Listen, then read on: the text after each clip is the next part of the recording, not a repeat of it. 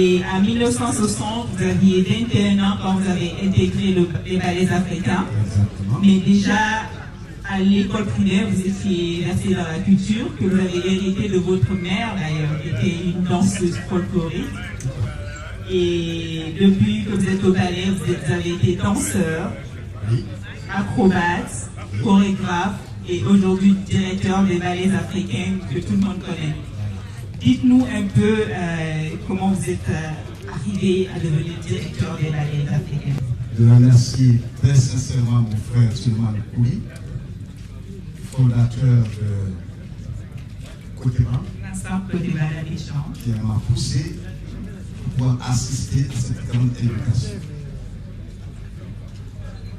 Alors, je disais tantôt, j'ai emprunté un chemin tortueux pour être aujourd'hui directeur général de ballets africains. Recruté en 1960, je suis artiste, danseur, acrobate, et j'ai grimpé les marches d'une histoire noble. Ensuite, quand j'ai commencé à danser, le directeur m'a renommé comme secrétaire à la discipline. J'étais le cahier de présence des artistes. Ensuite, je suis devenu directeur artistique, à l'époque indexé par le célèbre Fodéma Keïta. Après, maintenant, je suis devenu responsable administratif, chargé de la discipline américaine. Ensuite, maintenant, directeur général des ballets africains, nommé par décret par le feu Ahmed Sékou Touré. Justement, j'ai ce décret qui vous nommait comme artiste. Ça veut dire qu'à l'époque, c'était très organisé. On ne sortait pas de nulle part pour dire qu'on était artiste, qu'on était directeur d'un ballet. Il fallait avoir quand même un parcours. Tout à fait. Et quand je vous écoute, monsieur Amidou, vous exprimez très bien. J'ai eu l'occasion de vous parler avec vous avant aujourd'hui. Et souvent, ce n'est pas l'image qu'on a des danseurs. Comment ça se fait que vous exprimiez si bien? Ah, vous savez, c'est à force de faire le monde entier et avoir le contact avec les différentes personnalités, je suis allé quand même à m'exprimer comme vous m'entendez aujourd'hui. C'est pour ça que je dis que souvent quand je parle, je ne suis pas un orateur, je suis simplement technicien à la matière, c'est-à-dire être chorégraphe, danseur, même metteur en scène. Moi, je faisais des ballets que moi-même j'écrivais et je faisais la chorégraphie, l'arrangement musical, ainsi de suite jusqu'à la finition. Et vous avez dit tout à l'heure que c'est le président Ahmed Sékou Touré qui avait signé un décret. Et on sait qu'à l'époque, le président Ahmed Sékou Touré était très intéressé à la culture. Quelle relation aviez-vous avec lui en tant que danseur à l'époque, j'imagine? Mes relations étaient simples avec le président Ahmed Sékou Touré. Comme vous le savez, il a beaucoup adoré les vedettes artistiques qui ont respecté la tradition. Alors, chaque fois que j'évoluais sur la scène, parce que j'ai été vedette dans plusieurs tableaux, d'abord j'ai fait Baléké dans minuit. Ensuite, la danse des hommes forts, avec les cinq qui viennent de Bagata, qui viennent de la salle. Ainsi de suite, ainsi de suite. C'est à travers mes jeux artistiques que vraiment le président m'a estimé. Il a même été l'origine même de mon premier mariage. Expliquez-nous. Expliquez-nous, vous avez une femme. Voilà. D'abord, la demoiselle qui jouait le rôle de Sona dans minuit, et je faisais le ballet, sans se voir que nous deux, on s'est pris dans la main. Et finalement, ça a continué et je demandais la main de cette demoiselle et renforcée maintenant par le président Sékou Touré. Vous savez, à l'époque, le président Sékou Touré était tellement faire des artistes. Et dès qu'il voit une amitié forte avec une fille, vous exprimez le mariage tout de suite. Lui-même, il convoque les parents et on met en relation. Donc vous êtes marié grâce à... J'explique un peu pour ceux qui ne savent pas. Minuit, c'est une comédie musicale qui a été faite par le ballet africain qui parle de la colonisation. Donc il y a monsieur guinéen qui est amoureux d'une jeune fille, qui sont fiancés. Et il y a un colon, je pense, le chef, un colon blanc et le chef de canton qui était aussi amoureux de la même fille. Donc, je pense que vers la fin, Balaké se suicide. Non, c'est Sona qui se suicide. Balaké a été fusillé par le colon. Par le colon. Et Sona va à sa recherche. Sona va à sa recherche et Sona aussi se suicide. Se suicide à la fin. La forêt. Et Sona, dans la vie réelle, les Balaké se marient et font beaucoup d'enfants. C'est des histoires. Maintenant, vous avez rencontré votre femme. Dites-nous, à part la femme que vous avez rencontrée, qu'est-ce que les ballets vous ont apporté à Médou? Qu'est-ce que vous avez gagné dans ces ballets? Les ballets africains m'ont rapporté beaucoup de choses sur le plan technique, sur le plan de l'amour, sur le plan de la pratique du métier artistique. Parce que je sais que c'est un métier noble. Et les ballets africains m'ont balayé l'intimité dans le cœur. Parce que, gosse, j'étais très timide. Je ne pouvais pas vous regarder face dans les yeux. Et j'étais un bagarreur. Parce que chaque fois, je protégeais les plus faibles. Et chaque fois que j'entends nos collègues d'âge faire des injures grossières, je me confère tout de suite et je reste de l'histoire. Et dès que je vois un grand maintenant frapper un jeune, alors je viens au secours du petit. Vous étiez le justicier. Exactement. Et après, vous avez créé les ballets de Fodé Keita. Vous l'avez connu, Fodé Keita? J'ai connu bien le feu Fodé Keita. Keita Fodéba. Voilà. D'abord, c'est quand il a été ministre de la Défense. Ça a trouvé que le feu Fassali Kanté est parti en mission et il est resté ici. Maintenant, le premier responsable des ballets, Sissoko Amadou, un excellent danseur, et sa femme aussi, ont quitté. Et sur le coup, le ministre Fodé Keita m'a indexé, il dit on va nommer ce jeune-là comme directeur artistique. Alors, comme il y avait des collègues qui étaient plus anciens que moi, prenons par exemple le feu Bakary Sissoko et le feu Italo Zambo, ils étaient beaucoup plus anciens que moi dans la troupe. Ah, ils ont dit, il faut que les anciens aussi soient à côté du jeune. Et c'est comme ça qu'on a évolué comme directeur artistique. Nous étions 3 directeurs artistiques et on était bien organisés et chacun avait une semaine de responsabilité avec eux. Et moi, j'ai une question qui vient en tête. Vous êtes le président Sékou Touré, vous trouve votre épouse. Vous travaillez avec Keita Fodéba, pardon. Et Keita Fodéba décède au Cambodge. Comment vous avez pris ça? Comment vous êtes senti? Écoutez, je ne suis pas politicien, mais en tant qu'être humain, quand j'ai appris le décès de Keita Fodéba, j'ai eu mal au cœur en tant qu'être humain. Parce que je ne fais pas la politique politicienne, je fais la politique culturelle, artistique et du patrimoine. Mais en tant que relation personnelle, j'ai été vexé. Alors, mais je me suis dit que la vie est ainsi faite. C'est comme ça que j'ai ressenti. Et je suis resté moi-même. Et comme il était chaque fois à répétition, il faisait des critiques et suggestions. Alors je me regardais.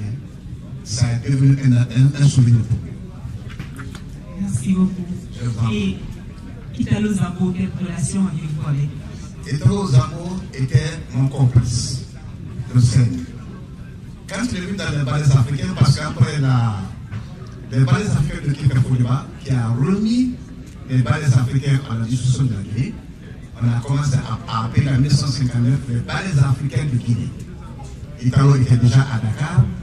Et moi, j'étais ici en Guinée et je faisais tourner avec les ballets africains. Et puis, à un moment, il ne pouvait plus se sentir à Dakar. Il a téléphoné au feu Keita Fodéba et notre ex-impresario, Gérard Sagna, qui veut venir dans les ballets africains de Guinée. C'est en ce moment que Italo est venu. Il nous a trouvés dans une tournée à Helsinki en Finlande. Alors, dès qu'il est venu, sa première vision, il a assisté au premier spectacle. Dès qu'il m'a vu sur la scène en train de danser, il s'est dit, voilà, mon complice.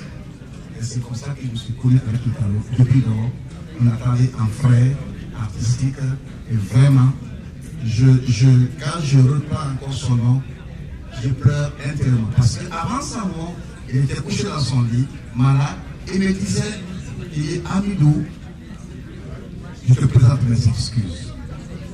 Tu as vraiment parlé honnêtement avec moi. Alors voilà, c'était ça, mes relations avec lui. Ok, on va essayer d'aller vers les souvenirs plus heureux. Vous avez fait le tour du monde avec les ballets africains. Quels sont vos meilleurs souvenirs dans les différents pays?